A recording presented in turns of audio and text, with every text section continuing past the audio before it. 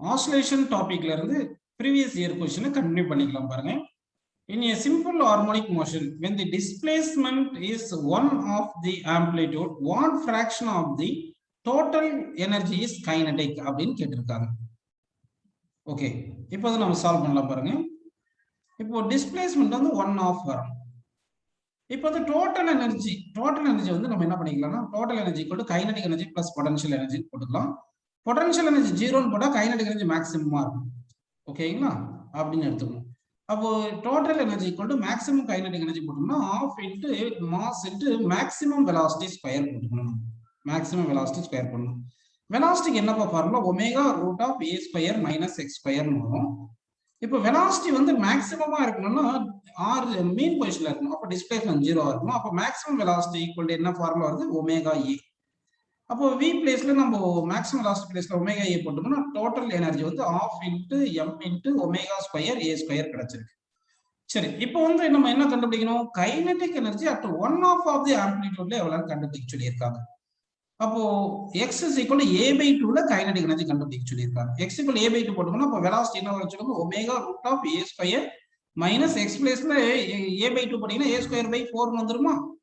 இது சிம்பிளை பண்ணா என்ன போறோம்? Velocity equal to omega into 3 root 3 by 2 into ஏன்னு கிடைச்சிடும். ஸோ இப்போ kinetic energy when x equal to a by 2ன்னு எடுக்கும்போது என்ன வருதுன்னா half m v square. Half m v square பிளேஸ்ல என்ன பண்ணலாம்? Omega square A square into root 3 by 2 whole square அப்படின்னு போட்டுக்கலாமா? அப்படின்னு எழுதிக்கலாம். ஓகே, இது வரைக்கும் உங்களுக்கு புரிஞ்சிருக்கு. ஸோ இப்போ இதை சிம்பிளை பண்ணா நமக்கு என்ன ஆன்சர் வரும் பாருங்க. இப்போ இதை சிம்பிளை பண்ணிடலாம். இதை சிம்பிளை பண்ணா என்ன ஆன்சர் வருது? Kinetic energy is equal to half நீங்க M omega square A square into root 3 by 2 வந்து 3 by ஹோல் ஸ்கொயர் 3 by 4 போட்டுக்கலாம். இந்த half m omega square A square தான் டோட்டல் எனர்ஜி. அப்போ kinetic energy is equal to total energy into 3 by 4 வருது. நமக்கு என்ன கேட்டிருக்காங்க? ஃபிராக்ஷன் ஆஃப் டோட்டல் எனர்ஜி தான் கேட்டிருக்காங்க. அப்படின்னா இந்த ஈக்குவேஷன்ல இருந்து எப்படி எழுதலாம் பாருங்க? Kinetic energy by total energy, இதுதான் fraction of kinetic energy. That is equal to 3 by 4 வந்துருச்சுங்களா? ஸோ கைனடிக் எனர்ஜி ஃபிராக்ஷனாவே எப்பவுமே என்ன பண்ணணும்? Kinetic energy divide by total value போடணும். அப்போ kinetic energy divide by total value போட்டோம், அது 3 by 4ன்னு வந்திருக்கு. ஸோ ஆன்சர் வந்து 3 by 4 is the correct answer அப்படின்னு எடுத்துக்கலாம்ப்பா. நெக்ஸ்ட் கொஸ்டின் போல பாருங்க. A loaded vertical spring executes simple harmonic motion with a time period of 4 seconds. The difference between the kinetic energy and the potential energy of this system varies with a period of அப்படின்னு கேட்டிருக்காங்க. So இப்போ வந்து நம்ம என்ன பண்ணலாம்னா இது graphical மெத்தட்ல solve பண்ணலாம், இல்லைன்னா வந்து மேத்தமெட்டிக்ஸ் மெத்தட்லயும் சால்வ் பண்ணலாம். கிராஃபிக்கல் மெத்தட்ல பாத்தீங்கன்னா நல்லா கவனிங்க. இப்போ வந்து டிஸ்பிளேஸ்மெண்ட் ஈக்குவேஷன் இப்படி எடுத்துக்கலாம். டிஸ்பிளேஸ்மெண்ட் இப்படி இருக்கு, x is equal to a sin omega t. x is equal to a sin omega t ன்னு எடுத்துங்க. அப்போ t டைம் பீரியட்ல எவ்ரி ஆஃப்டர் t டைம் பீரியட்ல தான் என்ன ஆகுது? சைக்கிள் வந்து ரிப்பீட் ஆகுது. எவ்ரி ஆஃப்டர் t டைம் பீரியட்ல தான் சைக்கிள் ரிப்பீட் ஆகுது. கரெக்ட்டுங்களா? சரி, அப்போ டைம் பீரியட் வந்து இங்க t ன்னு போட்டுக்கலாம். இதே வந்து பொட்டன்ஷியல் எனர்ஜி போட்டீங்கன்னா பொட்டன்ஷியல் எனர்ஜிக்கு என்ன ஃபார்முலா வரும்? பொட்டன்ஷியல் எனர்ஜி ஃபார்முலா வந்து ஆஃப் இன்ட்டு என்ன வரும்? M omega square into X square வரும். எக்ஸ் ஸ்கொயர் போட்டா A square sine square omega T வருது. அப்போ சைன் ஸ்கொயர் கிராஃப் வரையணும். சைன் ஸ்கொயர் கிராஃப் வரைஞ்சீங்கன்னா இந்த மாதிரி வந்துடும். சைன் ஸ்கொயர் கிராஃப் இப்படி வந்துடும். எப்படி சைன் ஸ்கொயர் கிராஃப் வந்துடும். ஸோ இதனுடைய டைம் பீரியட் பார்த்தீங்கன்னா எவ்ரி ஆஃப் சைக்கிள்ல பாத் வந்து ரிப்பீட் ஆகிட்டே இருக்கு. அப்போ வந்து இதனுடைய டைம் பீரியட் வந்து பொட்டன்ஷியல் எனர்ஜிக்கு நம்ம டைம் பீரியட் டி டேஷ்னு எடுத்தோம்னா அந்த டி டேஷ்ன்றது டி பை 2ன்னு வரும். ஆஃப் ஆஃப் டி பை 2ன்னு வந்துருது. கரெக்டா? அப்போ பொட்டன்ஷியல் எனர்ஜிக்கு என்ன வருது? டைம் பீரியட் டி வந்து நமக்கு எவ்வளவு கொடுத்துட்டாங்க? 4 செகண்ட் கொடுத்துட்டாங்களா? அப்போ 4 டிவைட் பை 2ன்னு போட்டோம்னா 2 செகண்ட் வந்திருக்கு. அப்போ வந்து ஆன்சர் என்ன எடுத்துக்கணும் சொல்லுங்க? 2 செகண்ட் அப்படின்னு எடுத்துக்கணும். இது வந்து கிராஃபிக்கல் மெத்தட்ல சொல்லிட்டோம். இதே நம்ம மேத்தமெட்டிக்கல் கான்செப்ட்ல நம்ம சால்வ் பண்ணியிருந்தா என்ன வந்திருக்கும் பாருங்க. இது பொட்டன்ஷியல் எனர்ஜி சொல்லியிருக்கணும். வேணா மேத்தமெட்டிக்கல்ல கைனடிக் எனர்ஜி சொல்றேன். கைனடிக் எனர்ஜி என்ன ஃபார்முலா எழுதலாம்? Half m omega square into A square into cos square omega t அப்படின்னு எழுதலாம். ஓகேங்களா? உங்களுக்கு ஆல்ரெடி ஒரு ஃபார்முலா தெரியும். என்ன ஃபார்முலா தெரியும்னா 1 plus cos 2 theta is equal to 2 cos square theta அப்படின்னு ஒரு ஃபார்முலா தெரியும். இதுல இருந்து நம்ம என்ன பண்ணலாம்? இந்த ஃபார்முலா இருந்து cos square theta is equal to 1 plus cos 2 theta divided by 2 போட்டுக்கலாம். இப்போ இங்க cos square theta தானே இருக்கு, அங்க என்ன எழுதலாம் பாருங்க? Kinetic energy equal to 1/2 into m into omega square into a square into நம்ம என்ன பண்றோம்? cos square theta பிளேஸ்ல 1 plus cos 2 theta ன்னு போடணும். 2 தீட்டானா 2ன்றது என்னப்பா இந்த ஒமேகா டி தான் தீட்டா. அப்ப 2 omega t by 2 omega t divide by என்ன போடலாம் 2ன்னு போட்டுக்கலாம். ஓகே புரியுதுங்களா உங்களுக்கு? அப்படி போட்டோம்னா இந்த ஜெனரலா இந்த ஒமேகா என்ன எழுதுவோம் 2 பை எஃப் தானே எழுதியிருப்போம் நம்ம. இப்போ இங்க 2 ஒமேகான்னு இருக்குன்னா இந்த 2 ஒமேகா பிளேஸ்ல என்ன போடுவோம் ஒமேகாக்கு 2 பை எஃப்னு போடும்போது இந்த 2 சேர்த்து எழுதிருங்க. அப்போ 2f வருது கரெக்டா? அப்போ ஃப்ரீக்வன்சி வந்து 2f வந்துருக்கு. ஸோ ஃப்ரீக்வன்சி வந்து 2f வந்துச்சுன்னா அப்போ டைம் பீரியட் என்ன ஆகும்? ஃப்ரீக்வன்சி டைம் பீரியடும் இன்வெர்ஸ்லி ப்ரொபோர்ஷனலா இருக்கும். ஓகேங்களா? அப்போ ஃப்ரீக்வன்சி டைம் பீரியடும் இன்வெர்ஸ்லி ப்ரொபோர்ஷனல் போட்டோம்னா ஃப்ரீக்வன்சி வந்து இந்த கைனடிக் எனர்ஜி ஃப்ரீக்வன்சி வந்து 2 is the frequency of the simple harmonic motion. அப்போ டைம் பீரியட் என்ன வரும்? t dash equal to 1/2 times of t ன்னு வந்திருக்கும். ஏன்னா ஃப்ரீக்வன்சிக்கு வந்து நம்ம 1/2 தானே பண்ணோம். ரெசிப்ரோக்கல் எடுக்கும்போது புரியுதுங்களா? புரியுதுன்னு எடுத்துக்கலாம். ஓகேவா? அதாவது இந்த ஈக்குவேஷன் எழுதும்போது 1/t dash is equal to இந்த 2/t ன்னு போட்டுருக்கோம். இந்த f க்கு வந்து 1/t போட்டுருக்கோம். இப்போ இந்த ரெசிப்ரோக்கல் எடுத்தா t dash equal t/2 வருது. அப்ப t வந்து நம்ம 4 ன்னு கொடுத்துட்டாங்க. அப்ப t dash equal to 4/2 ன்னு போட்டா 2 செகண்ட் கிடைக்குதுப்பா. சோ அப்ப வந்து 2 செகண்ட் எடுத்துக்கலாம் ஆன்சர். ஓகேங்களா? நெக்ஸ்ட் क्वेश्चन போயிரலாமா? ஓகே. நெக்ஸ்ட் क्वेश्चन பாருங்க.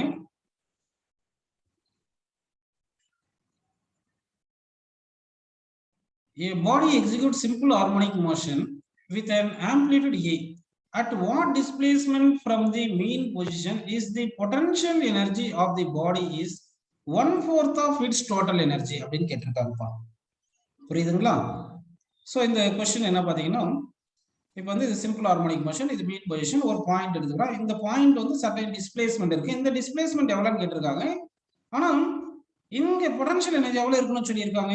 Potential energy of the body is 1/4 of its total எனர்ஜின்னு சொல்லிட்டாங்க. அப்போ டோட்டல் எனர்ஜி பை 4ன்னு போடணும். டோட்டல் எனர்ஜிக்கு என்னப்பா ஃபார்முலா பார்த்தோம்னா ½ m omega square into a square. கரெக்டுங்களா அது? சரி. இப்போ வந்து இந்த பொட்டன்ஷியல் எனர்ஜிக்கு பொட்டன்ஷியல் எனர்ஜி எவ்வளவு வரணும்? டோட்டல் எனர்ஜி பை 4 போடணும். சோ பொட்டன்ஷியல் எனர்ஜிக்கு என்ன formula? ½ m omega square into x ஸ்கொயர். சோ இது equal to total energy by 4 போட்டுக்கணும். ½ m omega square into a square by 4ன்னு போட்டுக்கணும். கரெக்டா? இப்போ நம்ம என்ன கேன்சல் பண்ணலாம் சொல்லுங்க. இந்த ½ m omega square a square ½ m omega square இது கேன்சல் ஆயிடுது. அப்ப x ஸ்கொயர் ஈக்குவல் என்ன வருது? a ஸ்கொயர் பை 4 வருது. x is equal to plus or minus a/2 ன்னு வந்துருதுப்பா. அப்ப பிளஸ் a/2 போடலாம், இல்லைன்னா மைனஸ் a/2 போட்டுக்கலாம். ஏன்னா வந்து இந்த மீன் பொசிஷன்ல இருந்து பாசிட்டிவ் டைரக்ஷன்ல வந்திருக்கலாம், இல்லைன்னா நெகட்டிவ் டைரக்ஷன்ல இப்படி போயிருக்கலாம். சோ அப்படின்னு எடுத்துட்டோம்னா அப்ப ஆன்சர் என்ன போறோம்? Second option correct. ஓகேங்களா? நெக்ஸ்ட் क्वेश्चन போலாம் பாருங்கப்பா. The angular velocity and the amplitude of a simple pendulum is omega and a respectively. At a displacement x from the mean position, if its kinetic energy is t and potential energy is v, then the ratio of kinetic energy to potential energy is dash ன்னு கேட்டிருக்காங்க. அப்போ ஜெனரலா kinetic energy is potential energy டைரக்டா கேட்டாங்க. இப்போ kinetic energy formula என்னது? ½ m omega square into a square minus x square. கரெக்டா? சரி. இந்த a என்றது அவங்க ஸ்மால் லெட்டர் a கொடுத்துட்டாங்க. அதனால நாமளும் இங்க ஸ்மால் லெட்டர் a ன்னு எடுத்துப்போம். ஓகேவா? அதே மாதிரி பொட்டன்ஷியல் எனர்ஜின்றது v ன்னு சொல்லிருக்காங்க. பொட்டன்ஷியல் எனர்ஜிக்கு என்ன formula? ½ m into omega square into x square. Okay. இப்போ இது ஈக்குவேஷன் 1 ன்னு எடுத்துக்கங்க. இது ஈக்குவேஷன் 2 ன்னு எடுத்துங்க. ஈக்குவேஷன் 1 2 ன்னு டிவைட் பண்ணுப்பா. ஈக்குவேஷன் 1 டிவைட் பை 2 போட்டீங்கன்னா லெஃப்ட் சைடுல t பை v ன்னு வந்துரும். ரைட் சைடுல இந்த ½ m omega square ½ m omega square cancel ஆயிருமா? அப்ப என்ன வருது பாருங்க? a square minus x square divide by x ஸ்கொயர்னு வந்துருது. கரெக்ட்டா? சோ அப்ப ஆன்சர் என்னப்பா? a square minus x square by x ஸ்கொயர்னு வருது. சோ ஆன்சர் வந்து தேர்ட் ஆப்ஷன் கரெக்ட்னு எடுத்துக்கலாம். நெக்ஸ்ட் क्वेश्चन பாருங்க. A pendulum is hung from the roof of a sufficiently high building and is moving freely to and fro like a simple harmonic oscillator. The acceleration of the bob of the pendulum is 20 meters per second square at a distance of 5 meters from the mean position. The time period of the oscillation is dash ன்னு சொல்லியிருக்காங்க. So இப்போ acceleration கொடுத்துருக்காங்க. நல்லா கவனிங்க. இது வந்து acceleration 20 metre per second square, displacement வந்து 5 metre சொல்லியிருக்காங்க. இப்போ டைம் பீரியட் கேட்கறாங்க. ஆக்சலரேஷனுக்கு என்ன formula? a = minus omega square x ன்னு தெரியும் இல்லையா? மைனஸ் விட்டுருவோம், சும்மா அது சைன் தான் ஆப்போசிட் ஆகுது. அப்ப ஆக்சலரேஷன் 20 கொடுத்தாங்களா? அப்ப 20 போடுங்க. That is equal omega square. x value எவ்வளவு? 5 போடுங்க. x வந்து 5 போட்டீங்கன்னா 5 and 20 கேன்சல் பண்ணா என்ன வருது? 4 ன்னு வருது. So omega square is equal நம்ம 4 ன்னு எடுத்துக்கலாம். ஒமேகா ஸ்கொயர் ஈக்குவல் 4 ன்னு எடுத்துக்கலாம். அப்படி எடுத்தீங்கன்னா ஒமேகா ஈக்குவல் என்ன வரும்? ஒமேகா பாசிட்டிவ் நம்பர் 2 வந்துரும். ரூட் எடுத்தா ஒமேகா வேல்யூ என்ன சொல்லுவோம்? ஒமேகா ஃபார்முலா 2π/t தானே. 2 pi by t equal to 2 second போடுங்க 2 கேன்சல் பண்ணிட்டு இந்த t எந்த பக்கம் கொண்டு போயிருக்கும் அப்ப t equal to எவ்வளவு வருது pi செகண்ட் அப்படின்னு எடுத்துக்கலாமா சோ ஆன்சர் வந்து டைம் பீரியட் வந்து pi செகண்ட் அப்படின்னு ஆன்சர் வந்துருப்பா நெக்ஸ்ட் क्वेश्चन பாருங்க a spring of force constant k is cut into lengths of ratio 1:2:3 they are connected in series and the new force constant is k dash then they are connected in parallel and the force constant is k double dash then k dash is to k double dash is dash னு சொல்லியிருக்காங்க so இப்போ வந்து இப்போ ஒரு spring வந்து k இருக்கு அதை cut பண்ணியிருக்காங்க எப்படி கட் பண்ணியிருக்காங்க 3 பார்ட்ஸா கட் பண்ணியிருக்காங்க 1:2:3 ன்னு கட் பண்ணியிருக்காங்க அப்படின்னா ஃபர்ஸ்ட் பார்ட்டுக்கு L1 வந்து 1 ன்னு வச்சுக்கீங்க செகண்ட் பார்ட் இல்லைன்னா x ன்னு வச்சுக்கீங்க செகண்ட் பார்ட்டுடைய லெங்த் வந்து 2x ன்னு எடுத்துங்க தேர்ட் பார்ட் வந்து 3x ன்னு வச்சுக்கீங்க இப்போ வந்து நமக்கு ஒவ்வொரு ஜெனரலா ஸ்ப்ரிங் கான்ஸ்டன்ட்க்கு என்ன ஃபார்முலா பாத்தீங்கன்னா சம் c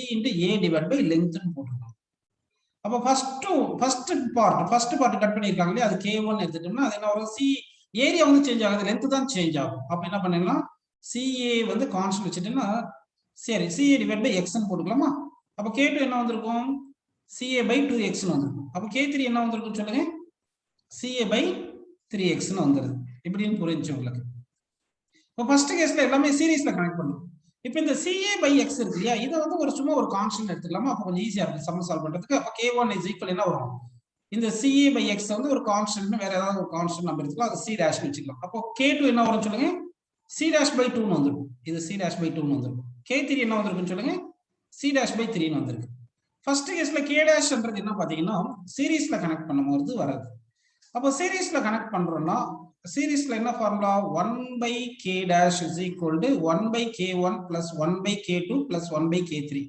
இப்படின்னு போடணும் கரெக்ட்டுங்களா k3 போடணும் அதாவது ரெசிப்ரோக்கல் சம்ல எடுக்கணும் சீரிஸ்ல கனெக்ட் பண்ணா ரெசிப்ரோக்கல் சம் எடுக்கணும் அப்போ 1 by k இந்த k1 k2 k3 என்ன வந்து பாருங்க 1 by c dash plus 2 by c dash வந்திருக்குமா plus என்ன போறது 3 by c dash னு வந்திருக்கு இப்போ c dash எல்சிஎம் எடுத்தா இங்க 6 வந்திருக்கா உங்களுக்கு சரி அப்போ 1 by k dash equal to 6 by c dash னு வந்திருக்கு அப்போ k dash equal என்ன வந்திருக்கு c dash by 6 னு வந்திருக்கு அப்போ சீரிஸ்ல கனெக்ட் பண்ணா இந்த மாதிரி ஆன்சர் வந்திருக்கு இப்போ அடுத்து parallel கனெக்ட் பண்ணும்போது k double dash அப்போ parallel காம்பினேஷன் என்ன வரும் சொல்லுங்க k1 plus k2 plus k3 னு அப்படினு போடணும் k1 plus k2 plus k3 னு போடணும் புரிஞ்சுங்களா உங்களுக்கு என்ன சொல்றேன்னு சரி புரிஞ்சிருக்குன்னு அஷ்யூம் பண்ணிக்கலாம் இப்போ இது ஆட் பண்ண என்ன வரும் சொல்லுங்க c dash by 1 plus k2 வந்து c dash by 2 அடுத்து வந்து k3 வந்து c dash by 3 இப்போ இது LCM எடுங்க அப்ப k double dash என்ன வருது பாருங்க இது LCM எடுத்தா என்ன வரும் சொல்லுங்க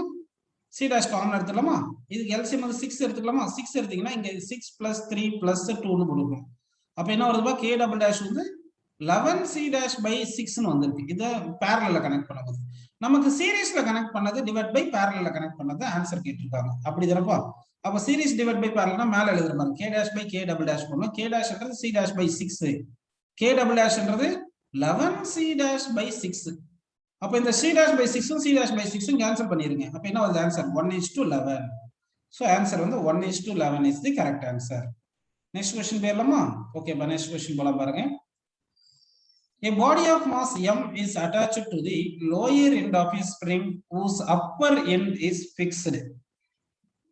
The spring has negligible mass. When the mass m is slightly pulled down and released, it oscillates with a time period of 3 seconds. When the mass m is increased by 1 kilogram, the time period of the oscillation becomes 5 seconds. The value of m is dash. So first என்ன பண்றாங்க ஒரு mass spring mass system இருக்கு m mass இருக்கும்போது 3 second time period இருக்கு m plus 1 mass வரும்போது 5 second வருது அப்படினா m எவ்வளவுன்னு கேட்டிருக்காங்கப்பா ஓகேவா ஜெனரலா நம்ம என்ன பண்ணலாம் time period of the spring mass சிஸ்டம்க்கு 2 pi root of m by k ன்னு போட்டுக்கலாமா அடுத்து இங்க மாஸ் தான சேஞ்ச் பண்றோம் அப்ப 2 pi இந்த k இது எல்லாமே கான்ஸ்டன்ட் போட்டுக்கலாம் 2 pi by root k ஒரு கான்ஸ்டன்ட் போடினா அப்ப d = இந்த மொத்த இந்த கான்ஸ்டன்ட் ஒரு k dash போட்டு root of m ன்னு வெச்சிக்கீங்க இப்போ t1 by t2 = என்ன வரும் சொல்லுங்க root of m1 by m2 root of m1 by m2 m2ன்றது m plus 1 ஏனா ஒரு 1 கிலோகிராம் கூட்டிட்டாங்க m1ன்றது இனிஷியல் m இருக்கு t1 எவ்வளவு கொடுத்தாங்க 3 t2 எவ்வளவுப்பா 3 t2 எவ்வளவு சொன்னாங்க 5 அப்படி சொல்றாங்க அப்ப 3 by 5 is equal to இங்க root of m by m plus 1 போட்டுக்கலாமா இந்த ஈக்குவேஷனை ஸ்கொயர் பண்ணிடுங்க. ஸ்கொயர் பண்ணீங்கன்னா 9/25 ஈக்குவல் டு m/m+1 வருதா? இப்போ இது கிராஸ் மல்டிப்ளை பண்ணுங்க. இது கிராஸ் மல்டிப்ளை பண்ணப்பா. இப்படி பண்ணீங்கன்னா என்ன வரும்? 9m + 9 இஸ் ஈக்குவல் டு இந்த 25 போச்சுன்னா 25m. இந்த 9m எந்த பக்கம் கொண்டு வந்துருங்க? 25mல 9m போச்சுன்னா 16m. கரெக்டா? 16m இஸ் ஈக்குவல் என்ன போகிறது? 9 வந்திருக்கு. இதுல இருந்து m ஈக்குவல் என்ன வருது சொல்லுங்க? 9/16 கிலோகிராம். கரெக்டா? சோ ஆன்சர் எந்த ஆன்சர் வருது பாருங்க. ஆன்சர் வந்து 9/16 கிலோகிராம் அப்படின்னு வந்திருக்கு. ஸோ தட் ஆன்சர் வந்து எந்த ஆன்சர் எடுத்துக்கலாம்? ஃபோர்த் ஆப்ஷன் கரெக்ட்னு எடுத்துக்கலாம்ப்பா. நெக்ஸ்ட் கொஸ்டின் பாருங்கப்பா. The period of oscillation of a mass m suspended from a spring of negligible mass is t. If along with it another mass m is also suspended, the period of oscillation will now become அப்படின்னு கேட்டிருக்காங்க. So ஒரு m மட்டும் இருக்கும்போது period of oscillation t. 2m வரும்போது period of oscillation எவ்வளவுன்னு கேட்டிருக்காங்கப்பா. அப்படிதானப்பா? சரி, அப்படி பார்த்தோம்னா என்ன வரும் பாருங்க. ஃபர்ஸ்ட் டைம் பீரியடுக்கு என்ன ஃபார்முலா? t = 2π√m/k வந்துருது. இப்போ செகண்ட் கேஸ்ல t டாஷ் போட்டோம்னா t = 2π√, ரெண்டு மாஸ் கனெக்ட் பண்ணிடுறாங்களே, அடிஷனல் ஒரு மாஸ், அப்ப 2m/k போட்டுக்கணும். அப்ப இந்த ரூட் மட்டும் தனியா எழுதிட்டோம்னா √2 × 2π√m/k போட்டோம்னா ஆல்ரெடி இந்த 2π√m/k தான் இந்த t தெரியும். அப்போ என்ன போட்டுக்கலாம்? √2 × t போட்டுக்கலாம். அப்ப நியூ டைம் பீரியட் என்ன வருது? √2 times of initial time period வந்துருதுப்பா. சோ ஃபோர்த் ஆப்ஷன் கரெக்ட் பா. நெக்ஸ்ட் क्वेश्चन பாருங்க. A simple pendulum performs simple harmonic motion about x = 0 with the amplitude a and time period t. The speed of the pendulum at x = a/2 will be அப்படின்னு கேட்டிருக்காங்க. So இப்போ மீன் பொசிஷன்ல simple pendulum வந்து perform simple harmonic motion about x = 0 அப்படின்னா மீன் position வந்து origin, amplitude a சொல்றாங்க. Speed வந்து x = a/2ல இருக்கும்போது ஸ்பீட் எவ்வளவு இருக்கும்னு கேட்டிருக்காங்க. சரியா? அப்போ கண்டுபிடிக்கலாம் பாருங்க. இப்போ என்ன பண்ணலாம்னா ஸ்பீட் இஸ் ஈக்குவல் என்ன ஃபார்முலா? Omega √a². ஏன்றது ஆம்ப்ளிடியூட்னா ஆம்ப்ளிடியூட் அவங்க ஸ்மால் லெட்டர் கொடுத்தனால a² - x² போட்டுக்கங்க. இதுதான் ஸ்பீடுக்கு ஃபார்முலா. x வந்து a/2 தானே சொல்லிட்டாங்க. அப்ப x பிளேஸ்ல a/2 சப்ஸ்டிட் பண்ணுங்க. ஒமேகா √a² - x வந்து a²/2² 4னு போட்டுடலாம். கரெக்ட்டுங்களா? இப்போ v is equal இந்த ஒமேகா எவ்வளவு போடலாம்? 2π/t ன்னு போட்டுக்கலாம். கரெக்ட்டா? ஒமேகா வந்து 2π/t. இந்த a² - a²/4 ரூட்க்கு செப்பரேட் பண்ணா 3a²/4. கரெக்ட்டா? இப்போ இந்த ரூட் வெளிய எடுத்துருங்க. அப்ப என்ன வரும்? v = 2π. இந்த a² ரூட் விட்டு வெளிய வந்தா a வந்துரும். இந்த 4 கீழ வந்துச்சுன்னா 2 வந்துரும். சரியா? இந்த 4 ரூட் எடுத்தா 2, இந்த t இருக்கு, இங்க √3 இருக்கு. இந்த 2 கேன்சல் பண்ணிருங்கப்பா. அப்ப என்ன இருக்கு? πa/t × √3 இருக்கா? கரெக்ட்டாப்பா? அப்ப πa/t × √3 correct. So that answer வந்து πa × √3 / t ன்னு வந்திருக்குப்பா. சோ அப்படினா ஆன்சர் வந்து தேர்ட் ஆப்ஷன் கரெக்ட்னு நம்ம எடுத்துக்கலாம். ஓகேங்களா? சரி, இப்போ நெக்ஸ்ட் क्वेश्चन போலாம் பாருங்க. A mass of 2 kg is put on a flat pan attached to a vertical spring fixed on the ground as shown in the figure. The mass of the spring and the pan is negligible. When pressed slightly and released, the mass executes simple harmonic motion. The spring constant 200 Newton/meter. What should be the minimum amplitude of the motion so that the mass gets detached from the pan சொல்லியிருக்காங்க. அதாவது இந்த mass வந்து இப்படி push பண்ணி விடுறோம் இல்லையா? அப்படி push பண்ணி விடும்போது என்ன ஆயிருக்கும்னா இது ஆசிலேட் ஆகும். இது ஆசிலேட் ஆகும்போது நல்லா கவனிங்க. இப்போ இந்த மாஸ் வந்து ஆசிலேட் ஆகும் இல்லையா? ஆசிலேட் ஆகும்போது இந்த கேபிட்டல் M வந்து இந்த பிளாக் மாஸ் வந்து இது மேல ஃபோர்ஸ் எக்ஸர்ட் பண்ணும். அந்த force is equal to m² x ன்னு போட்டுக்கலாம். கரெக்ட்டுங்களா? அப்போ இந்த ஃபோர்ஸ் தான் இந்த பிளாட்ஃபார்ம் இருக்குல்ல, இந்த platform equal and opposite force இங்க ஆக்ட் பண்ணும். எது மேல? இந்த பிளாக் மேல. நல்லா பாருங்க, இந்த பிளாக் மேல இந்த பிளாக் வந்து இப்படி ஃபோர்ஸ் எக்ஸர்ட் பண்ணுது, ஈக்குவல் அண்ட் ஆப்போசிட் ஃபோர்ஸ் இது எக்ஸர்ட் பண்ணுதுன்னு வச்சுக்கலாமா? அப்ப என்ன பண்ணலாம்? m². ஆம்ப்ளிடியூட் கேட்டதுனால அதாவது மேக்ஸிமம் டிஸ்பிளேஸ்மென்ட் இருக்கும்போது மேக்ஸிமம் ஃபோர்ஸ் போடலாம், அது ஏன்னு போட்டுடலாம். இப்போ இந்த பிளாக் வெயிட்னு ஒன்னு இருக்குமா? mg ஃபோர்ஸ்னு ஒன்னு ஆக்ட் ஆகும். அப்ப இந்த mg ஃபோர்ஸ் இந்த m²வும் ஈக்குவலா இருந்துச்சுன்னா டோட்டல் ஃபோர்ஸ் 0 வந்துரும். டோட்டல் ஃபோர்ஸ் 0 இருந்துச்சுன்னா அப்ப இங்க கான்டாக்ட் இருக்காது. அப்படி எடுத்துக்கலாம். ஓகேவா? சரி, அப்படின்னு எடுத்துக்கலாம். அப்ப பாருங்க, இல்லைன்னா ஜெனரலா இந்த கன்ஃபியூஷன் வேண்டாம், நீங்க வேணா இப்படி கூட எடுத்துக்கங்க. இந்த இது வேண்டாம், இப்படி விட்டுருங்க. இப்போ நாம என்ன பண்ணலாம்னா இது சிம்பிள் ஹார்மோனிக் மோஷன்ல இருக்கு இல்லையா பார்ட்டிகல்? சிம்பிள் ஹார்மோனிக் இங்க வந்து இந்த பார்ட்டிகல் மேல mg ஃபோர்ஸ் ஆக்ட் ஆகுது. இந்த சிம்பிள் ஹார்மோனிக் மோஷனால அந்த F = kx இருக்கு இல்லையா? இப்போ எக்ஸ் டிஸ்பிளேஸ்மெண்ட் டவுன் வரும்போது ஃபோர்ஸ் வந்து அப்போர்டு இருக்கணும். ஃபோர்ஸ் இப்படி எழுதுங்க. ஃபோர்ஸ் வந்து அப்போர்டு இருக்கும். எம் ஒமேகா ஸ்கொயர் ஏ. அதாவது டிஸ்பிளேஸ்மெண்ட் மேக்ஸிமம் டிஸ்பிளேஸ்மெண்ட் இருக்கும், மேக்ஸிமம் ஃபோர்ஸ் ஆக்ட் ஆகும். இப்படின்னு எடுத்துக்கலாம்ப்பா. இந்த மாதிரி எடுத்துட்டா ஈஸியா இருக்கும். அப்போ வந்து இந்த டிஸ்பிளேஸ்மெண்ட்டுக்கு ஆப்போசிட்டா ஃபோர்ஸ் ஆக்ட் ஆயிருக்கு. அப்போ எம் ஒமேகா ஸ்கொயர் ஏ, எம்ஜி வந்து டவுன்வர்ட் ஆக்ட் ஆகுது. எம் ஒமேகா ஸ்கொயரும் ஏ, எம் ஒமேகா ஸ்கொயர் ஏவும் எம்ஜியும் ஈக்குவலா இருந்தா இங்க கான்டாக்ட் இருக்காது. ஏதாவது கான்டாக்ட் ஒரு ஃபோர்ஸ் இருக்குல்ல, நார்மல் ரியாக்ஷன், அந்த கான்டாக்ட் இருக்காது. அப்போ என் வந்து ஜீரோன்னு வரும். ஜீரோ வரும்போது இந்த ரியாக்ஷன் நம்ம எடுத்துக்கலாம். அப்போ இந்த எம்எம் கேன்சல் ஆயிடுச்சுன்னா, புரியுதுங்களா உங்களுக்கு? எம்எம் கேன்சல் ஆயிருது. கேன்சல் ஆயிடுச்சுன்னா அப்போ ஏ ஈக்குவல் என்ன பண்ணலாம்? ஜி பை ஒமேகா ஸ்கொயர்னு போட்டுக்கலாம் இந்த ஈக்குவேஷன்ல. இப்போ ஜி வந்து எவ்வளவு கொடுத்துருக்காங்க? 10 கொடுத்துருக்காங்க. ஆல்ரெடி உங்களுக்கு ஒமேகா வந்து தெரியும். ஒமேகா ஸ்கொயருக்கு என்னப்பா ஃபார்முலா? கே பை எம் தெரியும் இல்லையா? அந்த formula omega square equal K by எம்னு உங்களுக்கு தெரியும். அப்போ வந்து A equal to G value 10 substitute பண்ணிருங்க. ஒமேகா ஸ்கொயர் கே எவ்வளோ? 200. கே வந்து 200. மாஸ் எவ்வளோப்பா? 2ன்னு கொடுத்துருக்காங்க. அப்போ மாஸ் வந்து 2ன்னு போட்டுக்குங்க. இப்போ 200 by 2 என்ன வந்துருது? 100 வந்துருது. 100 வந்துருதா? அப்போ இது 100ன்னு போட்டுக்கலாமா? அப்போ 10 100 கேன்சல் பண்ணா என்ன வருது? ஏ ஈக்குவல் 1/10 மீட்டர் வருதுப்பா. 1/10 மீட்டர் வருது. 1/10 மீட்டர் எப்படி எழுதலாம்? 10 சென்டிமீட்டர்னு எழுதிக்கலாம். கரெக்டா? அப்போ 10 சென்டிமீட்டர். ஸோ 45 கொஸ்டினுக்கு வந்து 10 சென்டிமீட்டர் நமக்கு கிடைச்சிருக்கு அப்படின்னு எடுத்துக்கலாமா? ஓகேப்பா. நெக்ஸ்ட் கொஸ்டின் பேர்லாம் பாருங்க. A rectangular block of mass m and area of cross section A floats in a liquid of density rho. If it is given a small vertical displacement from equilibrium, it undergoes oscillation with the time period t about அப்படின்னு கேட்டிருக்காங்க. இது வந்து fluid mechanics கான்செப்ட்ல வரும். நான் explain பண்ற பாருங்க. இப்போ வந்து ஒரு லிக்விட் இருக்குன்னு அஸ்யூம் பண்ணிக்கப்பா. இந்த லிக்விடுடைய டென்சிட்டி தான் ரோ கொடுத்துருக்காங்க. இப்போ இங்க வந்து ஒரு பிளாக் இருக்கு. இந்த பிளாக் வந்து இப்படி இப்போ ரெஸ்ட்ல இருக்குன்னு அஸ்யூம் பண்ணிக்கங்க. இந்த பிளாக் வந்து இப்படி ரெஸ்ட்ல இருக்கு. அப்போ பிளாக் ரெஸ்ட்ல இருக்குன்னா என்ன அர்த்தம் உங்களுக்கு? இப்போ வந்து பயோஎன்சி ஃபோர்ஸ் ஆக்ட் ஆயிருக்கும் இல்லையா? அந்த பயோஎன்சி ஃபோர்ஸ் அப்வோர்ட் இருக்கும், அடுத்து வெயிட் டவுன்வோர்ட் இருக்கும். இது ரெண்டுமே ஈக்குவலா இருந்திருக்கும். அதனால இது ரெஸ்ட்ல இருக்கு. இப்போ சர்டன் சும்மா இந்த பிளாக் எப்படி டிஸ்பிளேஸ் பண்றேன், இப்படி ஃபோர்ஸ் அப்ளை பண்ணி டிஸ்பிளேஸ் பண்ணும்போது இது என்ன ஆயிருதுன்னா கொஞ்சம் வந்து கீழே வந்துருது. இந்த பிளாக் கொஞ்சம் கீழே வந்துருது. எவ்வளவு டிஸ்டன்ஸ் கீழே வந்திருக்கு? இந்த ஒய் டிஸ்டன்ஸ் கீழே வந்திருக்கு. இப்போ இந்த ஒய் டிஸ்டன்ஸ் கீழே வந்துருச்சுன்னா அப்போ பயோஎன்சி ஃபோர்ஸ் அடுத்து வெயிட், இது ரெண்டுத்துல எதுப்பா சேஞ்ச் ஆகும்? வெயிட் சேஞ்ச் ஆகாது, பயோஎன்சி ஃபோர்ஸ் தான் சேஞ்ச் ஆகும். ஏன் பயோஎன்சி ஃபோர்ஸ் சேஞ்ச் ஆகுதுன்னா, பயோஎன்சி ஃபோர்ஸ்க்கு என்ன ஃபார்முலா பார்த்து தெரியும் உங்களுக்கு? Buoyancy force equal to weight of the displaced liquid by immersed body.